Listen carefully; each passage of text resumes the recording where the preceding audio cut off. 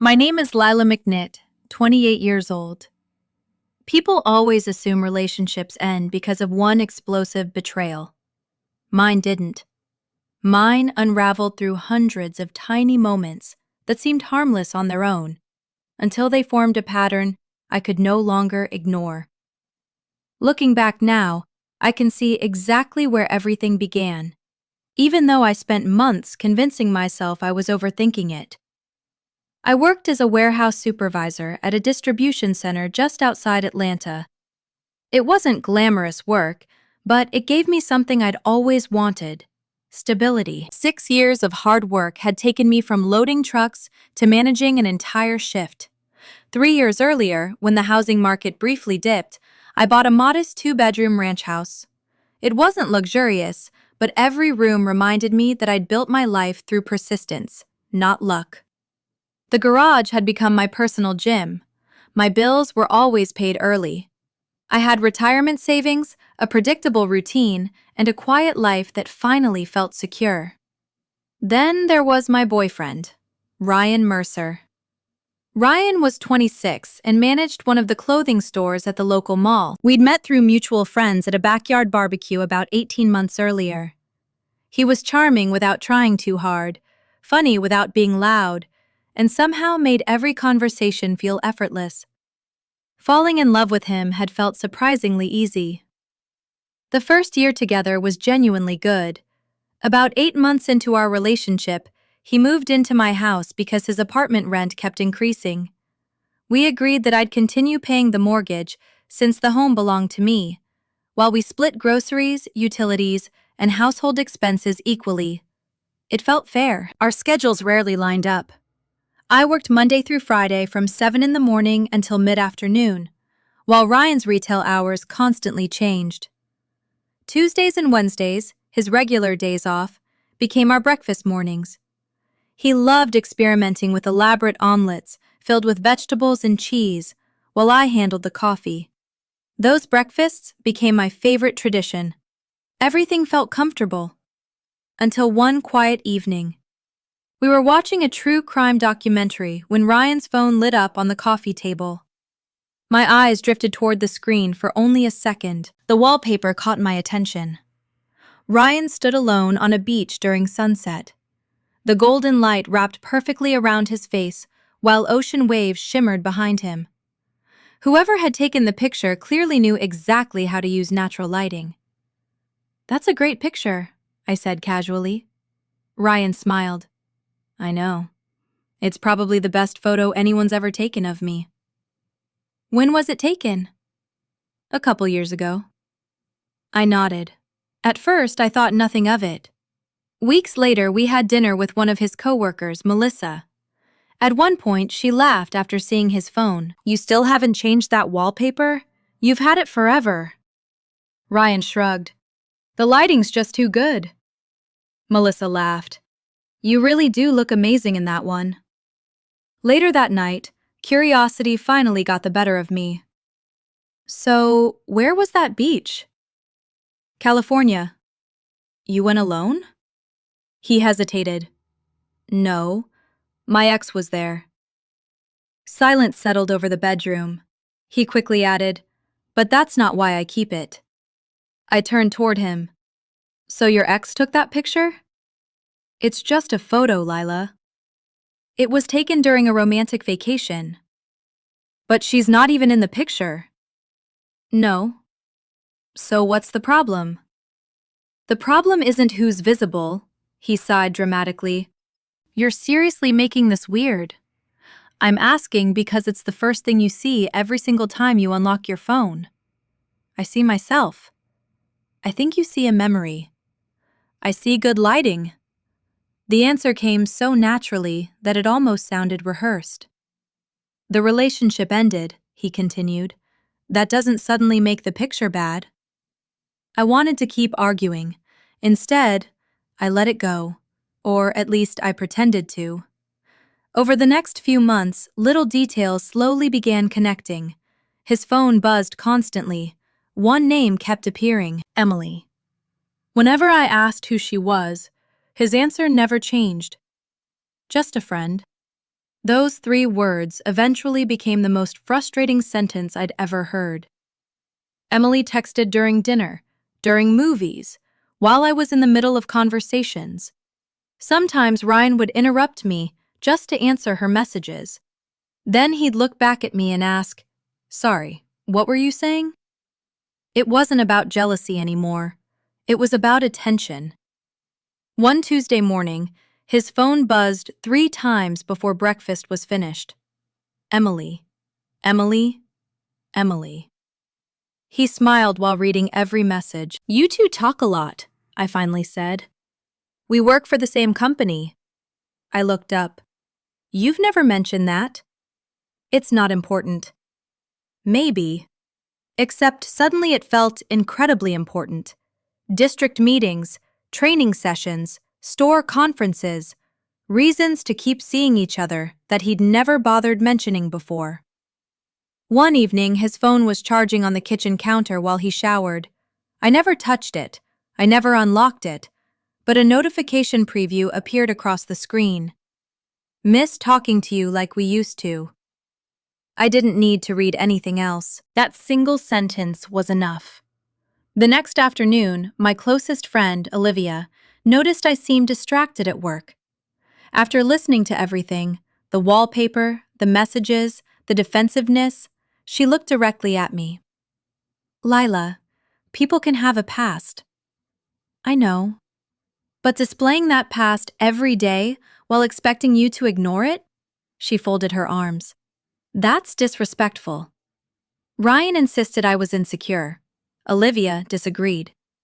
"He's testing how much you'll tolerate." Those words stayed with me long after my shift ended. Testing boundaries, testing limits, testing me. By the following Monday, I'd made a decision. If Ryan believed keeping emotional doors cracked open wasn't a problem, then I wasn't going to keep every door in my own life permanently closed. I wasn't planning to cheat. I wasn't chasing revenge. I was simply finished limiting my own world while he refused to limit his. That decision would change everything. The decision didn't change my life overnight. It changed the way I carried myself. Instead of rushing home after work every evening, I started saying yes when coworkers invited me to lunch. I accepted friend requests that had been sitting unanswered for months. I reconnected with people I'd gradually drifted away from because I'd poured nearly all my free time into my relationship. One of those people happened to be Ethan Brooks. Ethan worked in the administrative office at our distribution center. We'd exchanged polite greetings for almost 2 years, but had never actually sat down and talked. One Thursday afternoon, I needed help filing an injury report after one of our forklift operators hurt his shoulder. The paperwork was painfully slow. Fortunately, Ethan wasn't. He cracked jokes about company bureaucracy, laughed at my complaints about endless safety forms, and somehow made 40 minutes of paperwork disappear. "You warehouse supervisors deserve hazard pay just for surviving corporate policies," he joked. I laughed. "I've been saying that for years." That conversation led to another one, then another. Soon we were grabbing lunch together every Wednesday whenever our schedules lined up. There was never anything inappropriate, no flirting, no secret messages. Just 2 coworkers enjoying each other's company. Ethan had transferred from another warehouse after ending a long relationship. "Fresh city," he told me one afternoon. "Fresh start." What happened? My ex never really let go of the guy before me. The irony almost made me laugh. As we continued talking, I noticed something completely insignificant that somehow stayed with me. His phone wallpaper. Just a mountain landscape. No ex, no romantic memories, no hidden meaning. Simple. Peaceful. One Saturday, Ethan asked if I'd ever tried an Ethiopian restaurant in Little 5 Points. "I've been wanting to," he admitted. "I know the perfect place." We spent nearly 2 hours sharing food, talking about everything from childhood memories to terrible music playlists. There wasn't a single awkward silence. No games, no emotional landmines, just conversation. Meanwhile, nothing changed at home. Ryan's beach photo remained exactly where it had always been.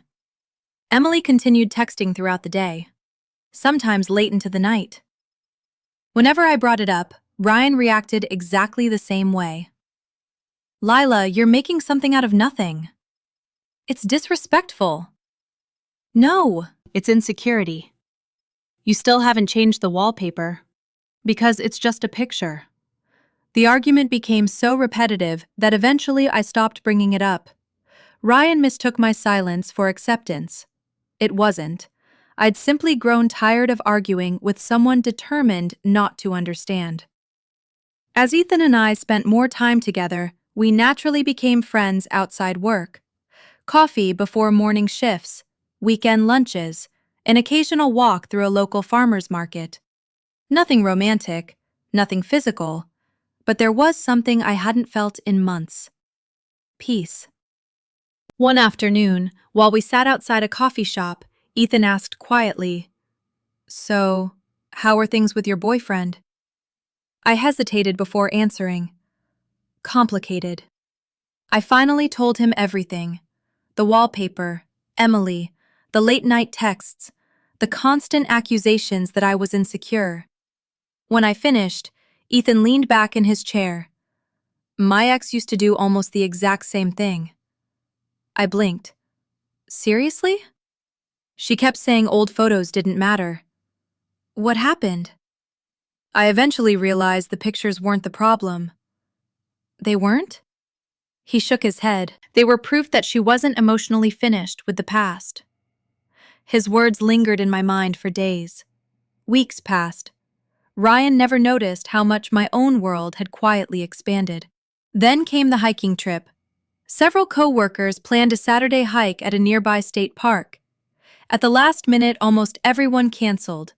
Only Ethan and I still went. The trail climbed nearly 3 miles before reaching an overlook that stretched across the entire valley. The weather was perfect. The sky unbelievably clear. "Come on," Ethan laughed. "We need proof we actually made it." He held up his phone. We stood side by side, smiled. Click. That was it. No touching, no romantic pose. Just two friends celebrating a hike. Later that evening, Ethan uploaded several pictures to Instagram. One included me. His caption simply read, "Great views, even better company." He tagged my account. I barely thought about it. Ryan, however, thought about nothing else. The next morning, my phone exploded with messages while I was unloading freight at work. "Who is Ethan? Why are you hiking with another man? Answer me. This is unbelievably disrespectful. We need to talk now." I silenced my phone, finished my shift, checked inventory, completed paperwork. If Ryan could answer Emily whenever he pleased, he could wait until I finished work. When I finally walked through my front door that evening, Ryan was already sitting on the couch. His arms were folded tightly across his chest. His jaw was clenched. He didn't even let me put my keys down. "Want to explain that picture?" I looked at him calmly. "Which one?" "The hiking picture." "Oh." I set my bag on the floor. "Ethan and I went hiking." "You seriously think that's okay?" "We're friends." "Friends don't go hiking alone." I almost smiled. "Really? This isn't funny." "No, it isn't." He grabbed his phone. "You've been spending all this time with him." "I've spent months watching you text Emily." "That's completely different." I tilted my head. "How?" "Emily is just a friend." "So is Ethan." Ryan stood up. "You're emotionally cheating." I stared at him for several seconds before quietly answering. "I could say exactly the same thing about you." His face immediately flushed. "You know that's not true." "Then explain the difference." "It's obvious." "No, it isn't." He pointed toward my phone lying on the kitchen counter. "He posted you." "So?" "People don't post someone unless they're interested." I slowly reached into my pocket, pulled out my phone, then looked directly into Ryan's eyes. Interesting. What? You've spent months telling me a picture means absolutely nothing. The room fell completely silent. For the first time since this entire mess had begun, Ryan had no immediate answer. Ryan opened his mouth, closed it again. For the first time since we'd started arguing about Emily, he didn't have an immediate explanation ready. Finally, he said, "That's not the same." I folded my arms. You've spent months telling me a picture doesn't mean anything. It doesn't. Then why are you so angry about Ethan posting one? Because he's obviously interested in you. And Emily isn't interested in you? He looked away. She's just my friend. I couldn't help letting out a quiet laugh. I've heard those exact 3 words so many times, I could probably finish the sentence for you. His frustration grew. You know what I mean. No, Ryan. I honestly don't anymore. He paced across the living room before stopping in front of me again. I don't like you spending time alone with another guy. And I don't like you texting your ex all day. Emily isn't my ex. I looked directly at him. No. But the woman who took your wallpaper picture is.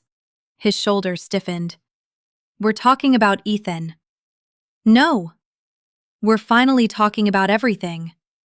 The silence stretched between us.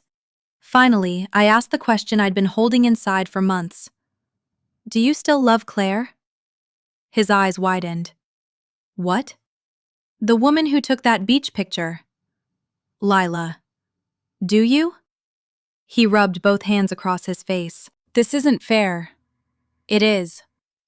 No. It really is. If the answer is no, then say no. Instead, he hesitated. Only for a moment, but sometimes a single second says more than an entire speech. I care about her, he admitted quietly. As a friend. Is that all? He didn't answer. I nodded slowly. I thought so. Ryan suddenly became defensive again. You're twisting everything. Am I? I moved in with you. Yes. I've built a life here. But every single day you've kept one piece of your old life closer than this relationship. He looked down at the phone still sitting on the coffee table. The sunset wallpaper illuminated his face as another notification appeared. Emily. Neither of us touched the phone. Neither of us needed to. It said enough by itself. Over the following weeks, everything changed. Ryan suddenly became obsessed with Ethan. He wanted to know where I was, who I was with, what time I'd be home. The same questions he'd once called controlling when I'd asked about Emily. The irony didn't escape either of us. Meanwhile, Ethan and I continued spending time together, still as friends, but I couldn't ignore how easy everything felt around him.